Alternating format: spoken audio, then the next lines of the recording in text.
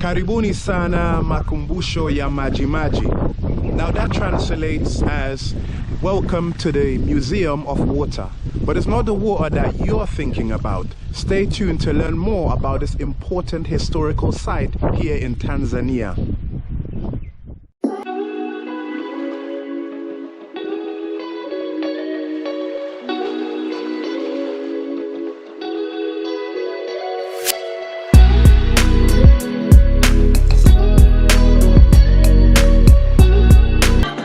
Welcome to Inspire for Travel.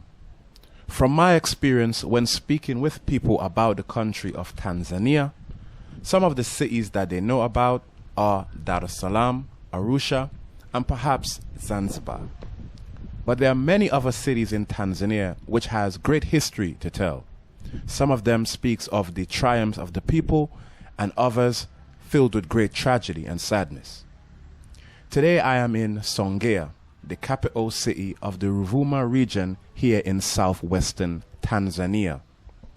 Now this region for me is what I've called the forgotten heart of Tanzania, because it was here you had great insurrection of its people to stand up against harsh policies which was placed on the people by the colonialists when this country was known as German East Africa. Now you may be wondering, in the beginning of this video, I said that I am at Makumbusho ya Majimaji. Now that translates in English as the Museum of Water. And you may be wondering, why is it called the Museum of Water? What is the significance of water that they had to name a museum after it?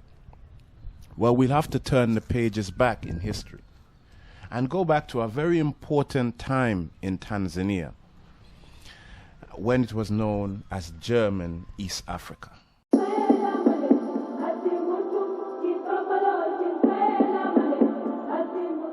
Okay, so I've mentioned that we are now in Songea, the capital city of the Ruvuma region in southwestern Tanzania.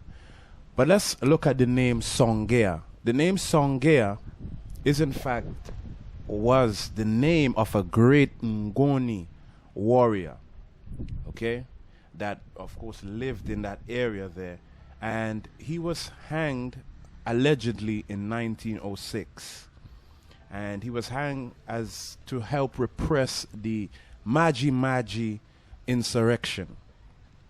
Okay, so you're looking at what you're looking at right now inside the museum of the Maji museum here.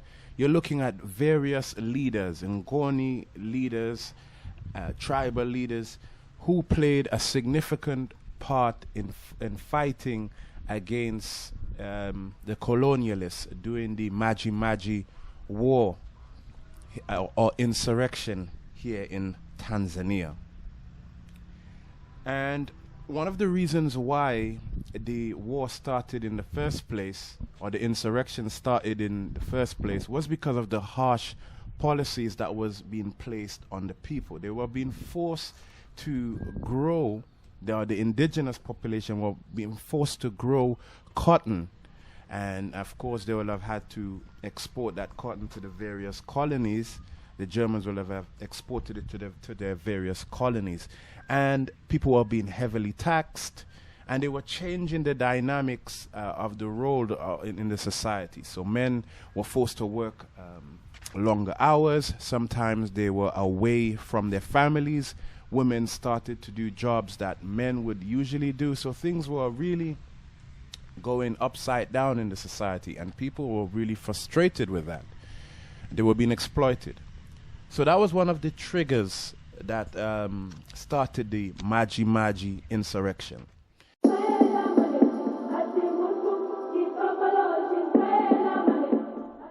A very important individual who you should know about is none other than Bokero Ngwale. Now he comes from the Matumbi people, who are indigenous to the southwestern part of Tanzania. Now he's a very interesting leader. In fact, he had a vision that he was to free his people from the suffering that they were experiencing during the colonial administration when it was known as German East Africa.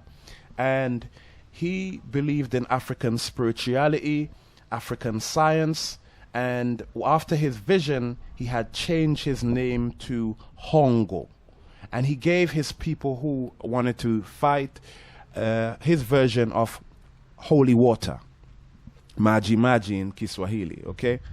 And that water, he believed that the people will be immune to bullets, they will be immune from being hurt by any German soldiers and things like that, or anyone who was going up against them, that is.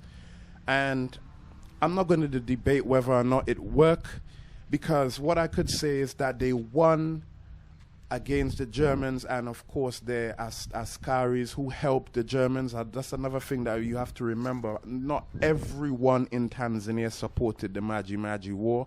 They had other people, other tribal groups who helped the Germans fight against some people in southwestern Tanzania. So it wasn't the whole country. But anyways, they believed that the water would help and protect them for their struggles, and for the most part, they won on many occasions.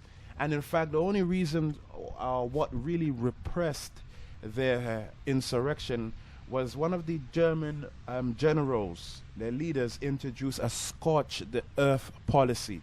Now, for those who don't know, that is basically when you literally cut out all sources of food for a certain for groups of people. So they burned a lot of the farms.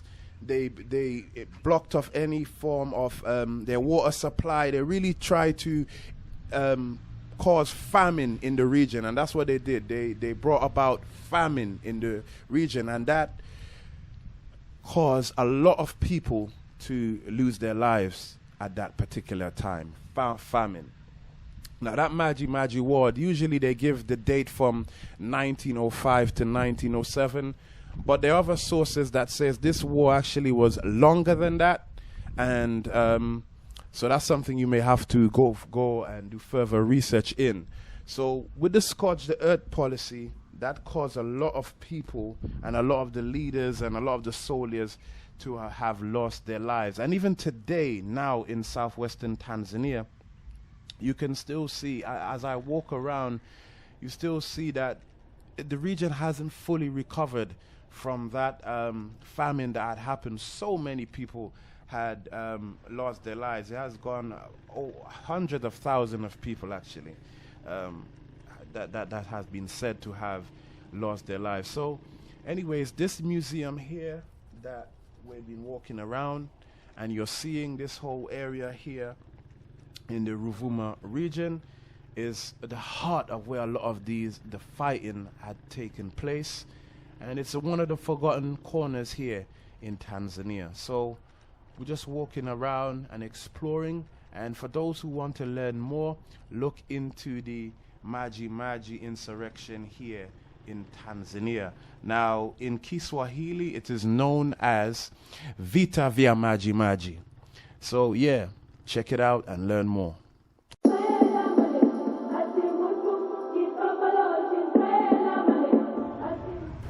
Right now I'm walking on a high street in the city of Songea. Now, despite the tragedy and the sadness that had occurred in the past, the people are still resilient and continue to strive for excellence. And that is something I really admire about the city. The city may not be known for its glamours and glitz, but infrastructure development is certainly on the way. And of course, one of the things for me when visiting the city was the hospitality of the people. Very welcoming when I came there, and everyone I had asked for any directions for a place, people were willing to stop, give me directions, and ensure that I get to my location of where I want to go safely. So I really enjoyed visiting Songea in the Ruvuma region here in southwestern Tanzania.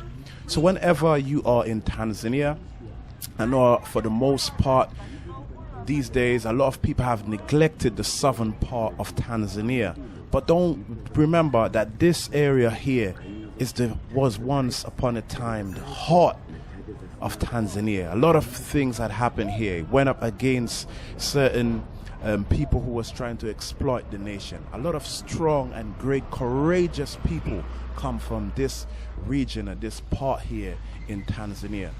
Another interesting history about this part, you get a lot of people who had migrated to this region not too long ago, like say 100 years ago, who originally came from the southern part of Africa. You had people from South Africa, Mozambique, different places. A lot of them migrated to this part in Tanzania. So you get a very interesting mix of the people here in this region here in Tanzania.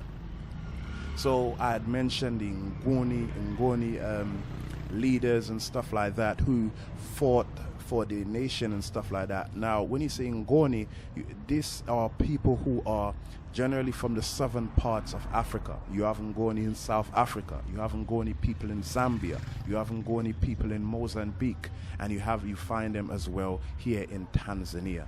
Very interesting group of people. Now, Christianity as well as Islam plays an integral part in the religious beliefs of the people in this region. So, for example, you have the Qadira Sufi branch of Islam, which is very popular in Tanzania, and there are some group of people as well who fought against certain colonial people here in Africa, not just in Tanzania but different parts of Africa as well. So very interesting mix of the people here, and I think the region has really rich history that we could still learn more about. So whenever you visit Tanzania, consider visiting Songea. So right now we're going to take a casual evening walk here and enjoy the city. Thanks for watching Inspire for Travel. Enjoy Songea.